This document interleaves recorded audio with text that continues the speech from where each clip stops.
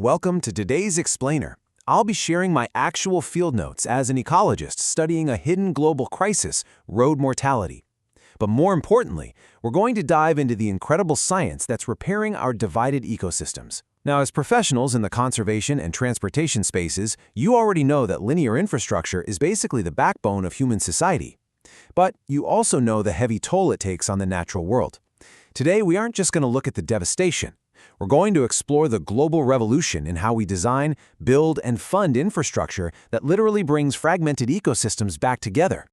Here's our research agenda for the Explainer. We'll start with the roadway barrier problem, then enter the science of road ecology. From there, we'll survey global wildlife infrastructure, break down the dollars and cents of funding safe crossings, and finally, look at our ultimate goal, reconnecting fragmented habitats. Let's jump right in.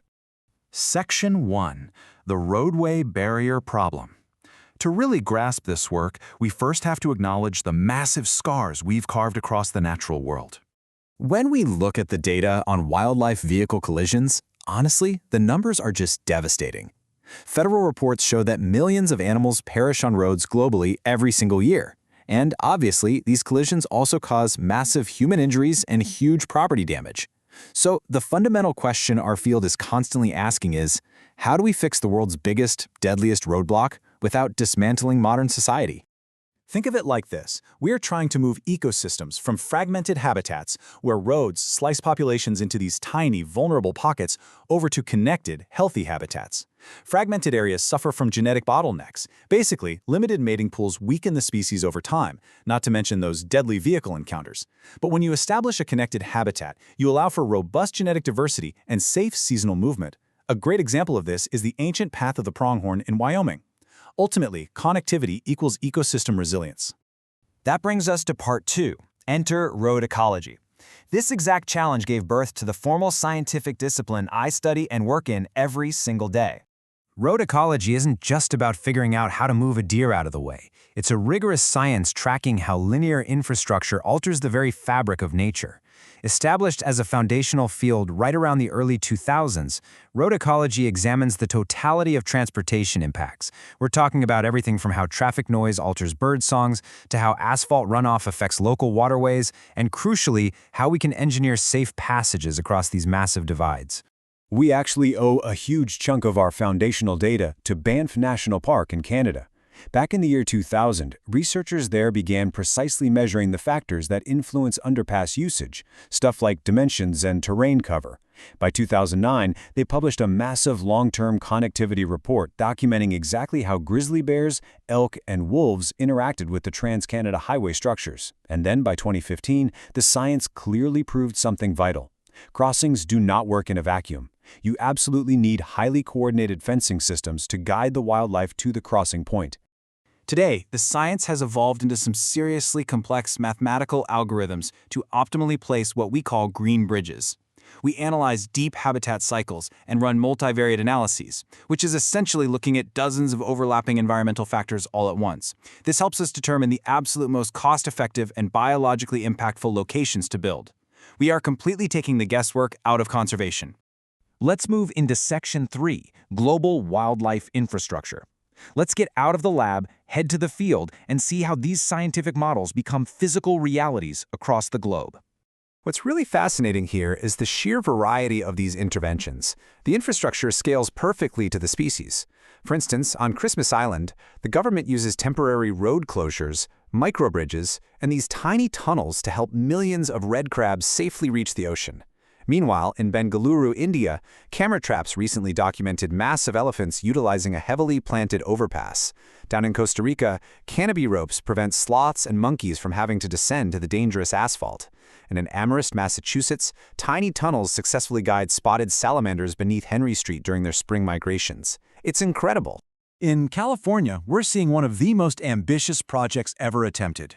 The Wallace-Annenberg Wildlife Crossing over Highway 101 aims to save an isolated, genetically threatened population of mountain lions. It's a massive, highly visible project, currently pushing toward a 2026 completion. Now, because of its huge scale, it's definitely had to navigate intense engineering challenges, as well as some political pushback and criticism over funding. But the research is clear. The data we'll gather from this single crossing is going to be invaluable for urban road ecology worldwide. It's going to provide insights that completely transcend local political debates. And the global momentum is just astounding right now. We have massive ecoducts in the Netherlands, like the Zonderij-Krelo, spanning highways, railways, and urban development all at once.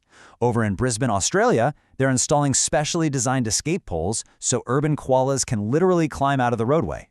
In central India, specialized underpasses along National Highway 44 are letting tigers move safely between protected reserves. And back in the US, we're combining fencing with reduced speed zones to protect the highly endangered Florida panther. All right, number 4. Funding safe crossings. Because let's be real, any scientist or engineer will tell you that the best data and the greatest engineering plans mean absolutely nothing without the funding to actually build them. So the crucial pitch we make to policymakers is all about the return on investment. Organizations like the Pew Charitable Trusts have compiled extensive data proving that these structures eventually pay for themselves. When you factor in the massive public costs of vehicle damage, emergency response, and those tragic human injuries caused by wildlife collisions, investing in crossings is just sound economic policy. They save lives, lower long-term costs, and reconnect wildlife all at the same time. And you know what? This pragmatic, data-driven approach is finally working at the highest levels. $125 million. The U.S. federal government recently awarded that massive amount in grants to 16 different projects through the incredibly impactful Wildlife Crossings pilot program. This is dedicated national funding directly targeting collision reduction and habitat connectivity. That's a real game changer. State governments are stepping up right alongside them too. Utah, for example, recently approved a $20 million state appropriation specifically dedicated to wildlife crossing infrastructure, building on decades of their work protecting migrating deer and elk. When states establish dedicated funding like this, transportation agencies can proactively plan crossing projects way before a collision hotspot becomes deadly and overly expensive to fix. Which brings us to Section 5, Reconnecting Fragmented Habitats. With the science firmly established and this unprecedented funding finally flowing, we are looking toward a future of fully reconnected landscapes. Because reconnecting habitats isn't just about today's migrations. It's really about future-proofing our planet. We absolutely need these corridors to facilitate climate change range shifts, allowing species to migrate to new refuge areas as temperatures alter their traditional homes. It's vital for supporting the recovery of endangered species. And crucially, modern road ecology is integrating indigenous knowledge and tribal participation, much like we've seen so successfully with the dozens of crossings constructed on the Flathead Indian Reservation along Highway 93 in Montana. It's all about coordinating our land conservation efforts directly with our transportation planning. I want to highlight a thought synthesized from transport ecology research by Kylie Soanes. It basically states that crossings generally restore animal movement, although their effectiveness totally depends on the design, the fencing, the location, and species behavior. The overarching consensus in my field is incredibly clear. When we actually use the data, when we design for the specific species, and when we build these crossings correctly, they work. They restore the natural movement of life. I'll leave you with this thought to wrap up our explainer today. We have the science, we have the engineering, the momentum is definitely here. So, the next time you're driving down your local highway, take just a second to look at the forest, the plains, or the desert around you. Look at the landscape your road divides, and ask yourself, how could this road be reimagined? Thanks for joining me on this deep dive into road ecology. Keep learning, and I'll catch you in the next explainer.